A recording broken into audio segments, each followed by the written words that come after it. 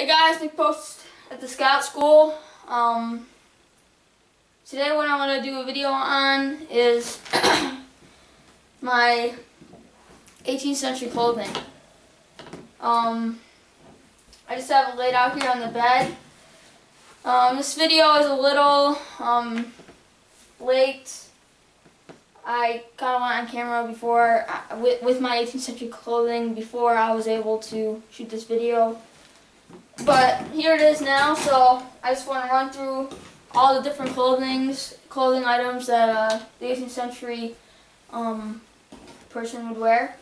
So we'll start right now. So one thing you're gonna notice with all of these my whole outfit of 18th century clothing is that it's all homemade. I made every single component of my 18th century clothing except my hat. I bought the hat from someone I know, which was also handmade.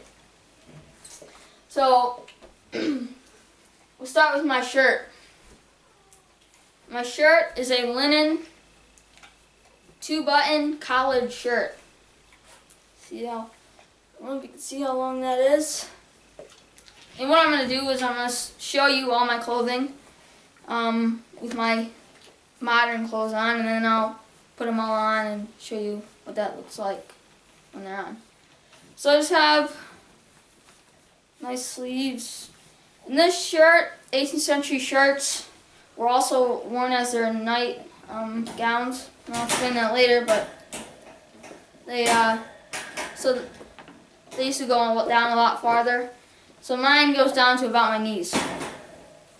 So just a simple shirt, antler buttons, hand cut, hand drilled antler buttons. Then I have my 18th century waistcoat. I made this 18th century waistcoat lined with linen as well. So that's an extra bonus.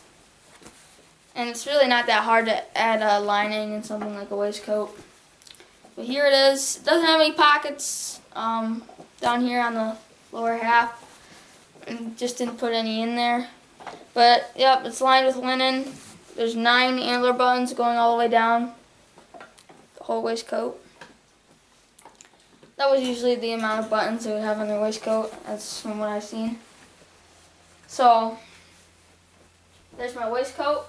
Oh yes, and by the way, it's lined with linen, and the outside is brown cotton canvas, as you see. And my hat, it's just a simple wool Voyager's cap, hand knit. Sorry. It's red, which is usually the traditional color. They were originally brought over by French fur trappers, and more because of the colder climate in Canada.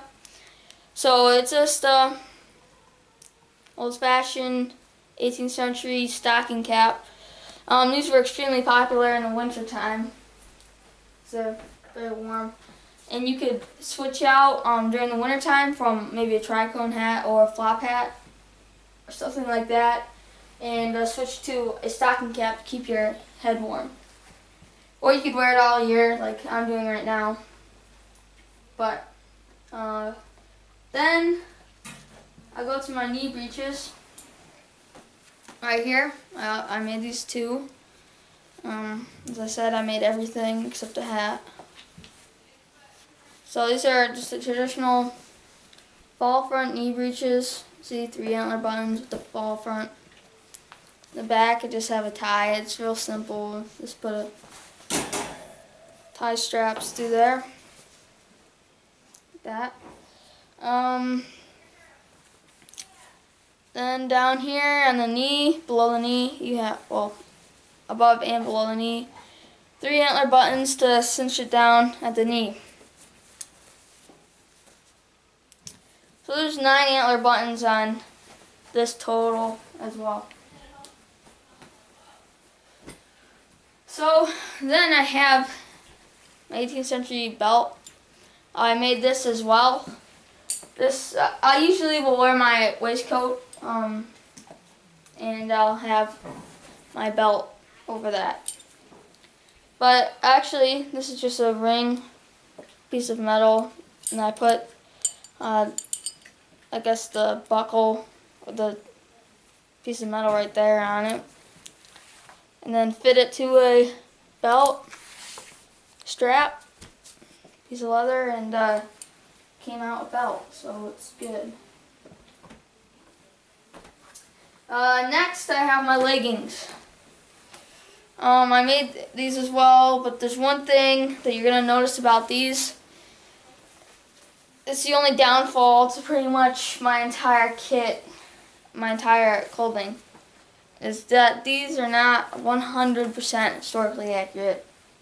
Yep.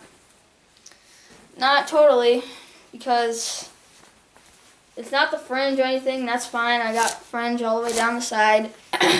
You could have that in the 18th century. It's this. I salvaged these from a pair of pants that I had made. So, what do pants have? Two seams. One on the inside of the leg and one on the outside. So now I have a seam all the way down one side. Then I have my fringe on the other. The fringe is fine, but over here, traditionally there was no seam on the other side because all you did was just fold a piece of leather. One piece of leather would make one legging. So that's the only downfall to it, but they came out great. They're good, nice little leggings. See the fringe? I really like the fringe. And then those just have straps from the legging going up to a leather thong that ties around my waist. And I keep that connected all the time. Then, for my footwear, I have a pair of 18th century puck-toe moccasins. These have an extra piece of leather, which was traditional. It's not new or anything that I just added in there. The strip of leather that was put in between one side of the moccasin and the other side while you were stitching, and then your moccasin was turned, it was turned inside out, and you would sew it with this strap in there. And then you would turn it back outside out to normal, and this would come up, and you don't see any of my stitching. What that does is protect all your stitching. I have it all the way down to where I'm walking on, so then your stitching doesn't get all cut up and stuff. So, 2 puck-toe moccasins for my footwear. For garters for my leggings, I have 2 finger woven garters. I made these as well. I just did a finger weave pattern, then I just let the rest of the yarn go to where I was tying it and put it out there. That's traditional. You can do that. So 2 garters. So that pretty much fills up most of it. I do have one more extra thing that I made, but I'll show you that in a second. So I'm just going to run down all my clothing. Here's my collared 2-button shirt, my 18th century linen lined waistcoat, my 18th century fall front knee breeches, 18th century belt, leather strap belt, 18th century Eastern Woodland Indian style puck-toe moccasins for footwear, 18th century type, not completely historically accurate leggings with fringe,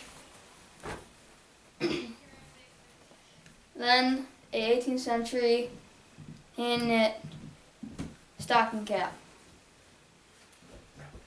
Okay, so one more thing that I made. This is a clothing item. In the 18th century, clothes were highly prized because that fabric was kind of expensive and you always made your own clothes, just as I did. So one of these is pretty important. A lot of times if you're doing some, harder labor that might ruin your clothes, scratch them up, rip them, because these protected your clothes. And you wanted to do as much as possible to protect your clothing, because you usually only had one pair of clothing. If you had more than that, then you were considered well off.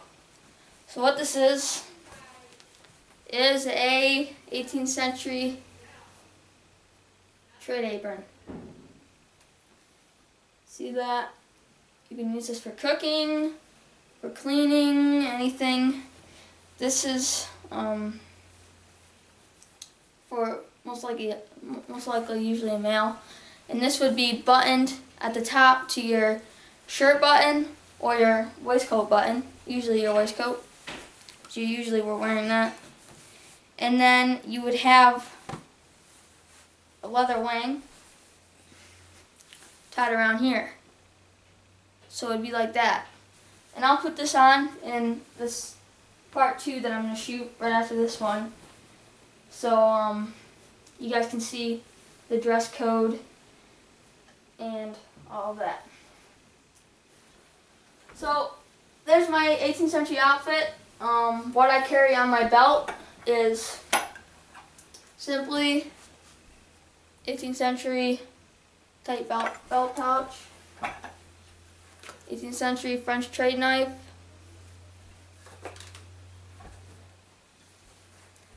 18th century tomahawk with whip stitch sheath. And then in the back, I'll usually carry my rabbit stick, which was used in the 18th century. So,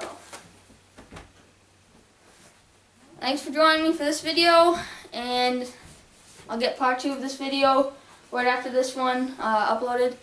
And what I'm going to do is show you dress code and what it looks like when you put all these clothing items on.